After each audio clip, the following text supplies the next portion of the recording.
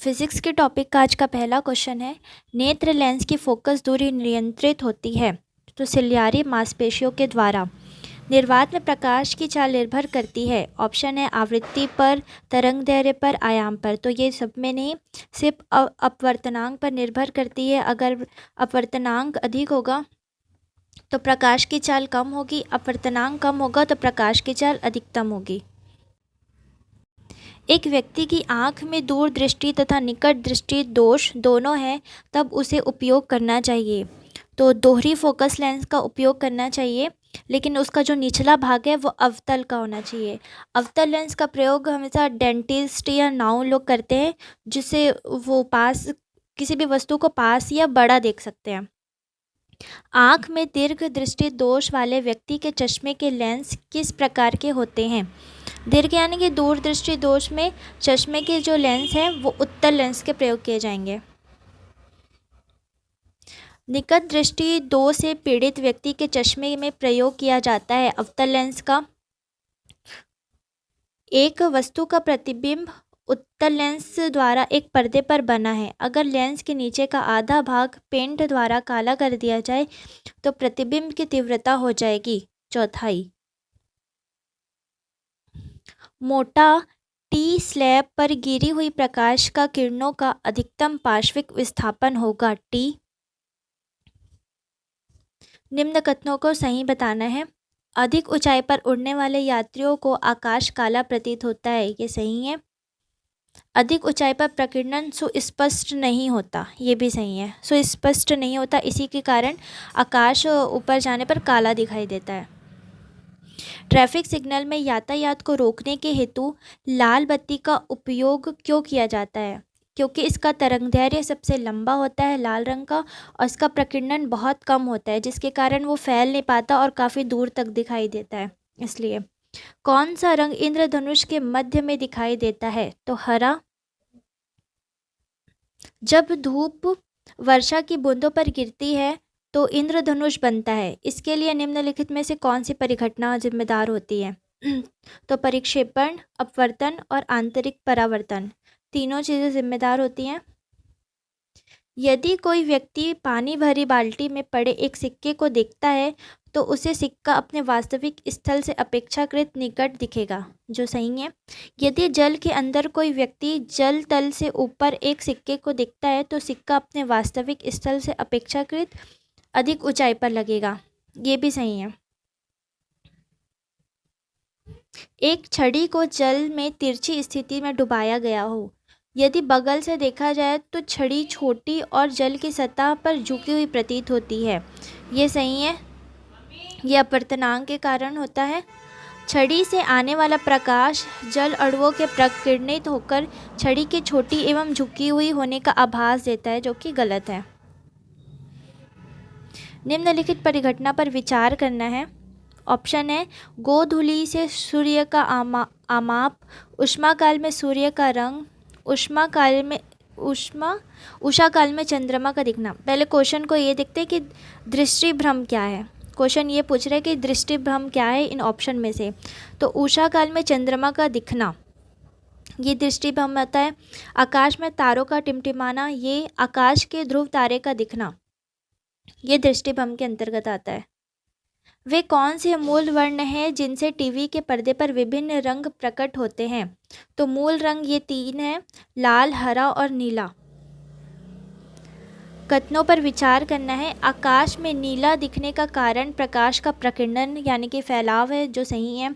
इंद्रधनुष के 7 रंगों का कारण है प्रकाश का प्रकीर्णन, जो कि गलत है। इसका कारण है, अभी हमने पढ़ा था, प्रक्षेपण, अपवर्तन और पूर्ण आंतरिक परावर्तन है, तो ये गलत हो जाएगा, ये सही है। सूर्योदय के समय सूर्य लाल दिखने का कारण प्रकाश का प्रकीर्णन है, जो कि सही है। लाल रंग का प्रकीर्णन सबसे कम होता है, इसलिए सूर्योदय के समय हमें सबसे पहले लाल रंग दिखाई देता है। प्रकाश के दृश्य वर्णक्रम में लाल प्रकाश हरे प्रकाश की अपेक्षा अधिक ऊर्जस्वी होता है। देखिए, कलर ऊर्जस्वी नहीं होता है, तो ये गलत हो जाएगा। लाल प्रकाश का तरंगदैर्घ्य हरे प्रकाश के तरंगदैर्घ्य से अधिक होता है, जो कि सही है। दीर्घ तरंगदैर्घ्य वाले प्रकाश का प्रकीर्णन लघु तरंगदैर्घ्य वाले प्रकाश से कहीं अधिक होता है, जो कि गलत है। जल में दृश्य प्रकाश की गति निर्वात में गति का 0.95 गुना होती है। देखिए, प्रकाश की गति माध्यम पर निर्भर नहीं करती है, तो जल हो चाहे वायु। उसके बाद है तीसरा ऑप्शन, रेडियो तरंगे द्रुतगामी दोलायमान वैद्युत धाराओं में उत्पन्न होती है, जो सही है। अतिचालन वाहनों का पता लगाने के लिए पुलिस डॉपलर के परावर्तित लघु रेडियो तरंग प्रभाव का उपयोग करती है, ये भी सही है। कथनों पर विचार करना है। हीरा अपने ही आकार के अनुकारी कांच से अधिक झिलमिलाता है। देखिए, एक ही समान के आकार के कांच होगा तो हीरा ज़्यादा झिलमिलाएगा, सही है। हीरे का अपवर्तनांक कांच के अपवर्तनांक से कम होता है, जो कि गलत है। युग्म जिसका अपवर्तनांक निम्नतम तथा उच्चतम है, निर्वात का सबसे कम होता है, न्यूनतम, और उच्चतम है हीरे का। निम्नलिखित में से कौन सा सही है? तो बैगनी प्रकाश का तरंग दैर्घ्य न्यूनतम होता है तथा इसकी आवृत्ति अधिकतम होती है, जो सही है। त्रिविम चित्र देखने के लिए यानी 3D देखने के लिए जिसका उपयोग किया जाता है वो है पोलेरॉइड। मायोपिया यानी निकट दृष्टि दोष को ठीक किया जाता है अवतल लेंस के द्वारा। एक व्यक्ति अपनी खराब आँख से 60 सेंटीमीटर से अधिक दूरी पर स्थित वस्तु को साफ तौर पर नहीं देख सकता, अतः इस हेतु लेंस की शक्ति होगी -1.66 डायोप्टर। किसी खगोलीय दूरबीन को प्रवर्धन शक्ति 8 है तथा यदि दोनों लेंसों के मध्य दूरी 54 सेंटीमीटर है तो नेत्रिका लेंस तथा अभिदृश्यक लेंस की फोकस दूरियां क्रमशः होगी 6 सेंटीमीटर तथा 48 सेंटीमीटर। सामान्य आँख के लिए स्पष्ट दृष्टि को न्यूनतम दूरी होती है 0.25 मीटर, यानी कि सेंटीमीटर में 25 सेंटीमीटर। जब प्रकाश तरंग वायु से कांच में प्रवेश करती है तो कौन सी भौतिक राशि अपरिवर्तित रहती है? तो आवृत्ति। दूरदृष्टि के अभिदृश्यक का द्वारक बड़ा बनाया जाता है दूरदर्शी की विभेदन क्षमता बढ़ाने के लिए। मानव नेत्र जिस भाग पर किसी वस्तु का प्रतिबिंब बनाते वह है दृष्टिपटल यानी कि रेटिना। रेटिना पर मानव का प्रतिबिंब बनता है जो कि उल्टा और वास्तविक प्रतिबिंब बनता है। किसी ऑटोमोबाइल में पीछे का दृश्य देखने के लिए उपयोग होने वाले उत्तल दर्पण का वक्रता त्रिज्या 3 मीटर है। यदि एक कार इस दर्पण से 5 मीटर की दूरी पर स्थित है तो प्रतिबिंब की स्थिति है दर्पण के पीछे 1.15 मीटर की दूरी पर। रेटिना पर सुस्पष्ट प्रतिबिंब बनाने के लिए फोकस लेंथ के परिवर्तन को निम्न में से क्या कहते हैं? समायोजन।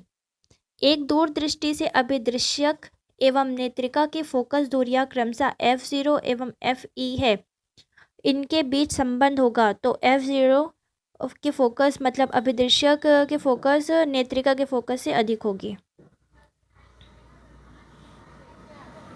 सूर्य का प्रकाश में धूल के कण किस परावर्तन के कारण चमकता हुआ दिखाई देता है? तो विसरित परावर्तन। ये क्या होता है?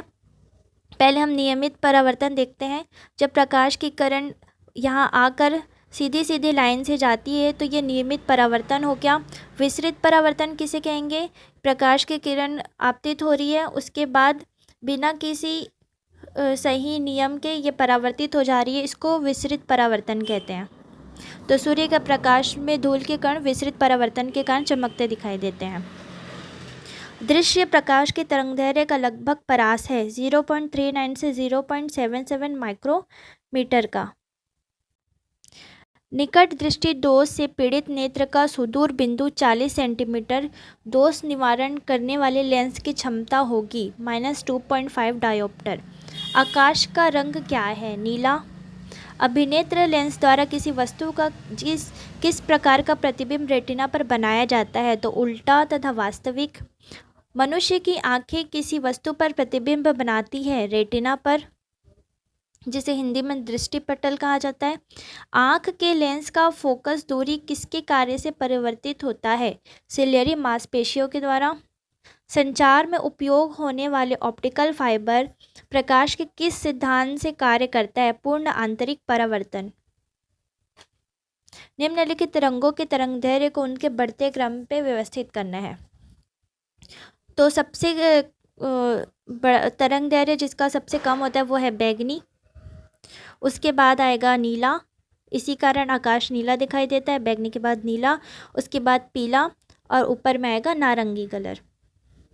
आकाश का रंग नीला किस घटना के कारण होता है? तो प्रकीर्णन यानी कि फैलाव के कारण। एक नेत्र चिकित्सक द्वारा 40 सेंटीमीटर फोकस दूरी वाले उत्तल लेंस तथा 25 सेंटीमीटर फोकस दूरी वाले अवतल लेंस के संयोजन वाले चश्मे को उपयोग करने की सलाह दी जाती है। इस संयोजन की क्षमता डायोप्टर में होगी -1.5। प्रकाश का वर्ण विक्षेपण संभव है प्रिज्म द्वारा। निम्नलिखित में से कौन सा कथन सही नहीं है? तो सही पहले ऑप्शन पढ़ लेते हैं। मनुष्य का कान 1000 हर्ट्ज पर सबसे सुग्राही होता है, जो कि सही है। मनुष्य की आँख लाल रंग के लिए सबसे अधिक सुग्राही होती है, जो कि गलत है। सुनने की दृढ़ता 1/10 सेकेंड होती है। दृष्टि की दृढ़ता 1/16 सेकेंड होती है। प्रकाश ऊर्जा को ऑप्टिकल फाइबर में संचरण निम्नांकित घटना के अनुप्रयोग द्वारा किया जाता है। पूर्ण आंतरिक परावर्तन। दृश्य स्पेक्ट्रम के तरंगदैर्घ्य की सीमा है 3900 एडॉप्टर से 7600 एडॉप्टर। किसी वस्तु के त्रिविमीय प्रतिरूप को अंकित तथा पुनरावृत्ति करने की तकनीक का नाम है होलोग्राफी। वायुमंडल में प्रकाश के प्रसार का कारण है धूल के कण।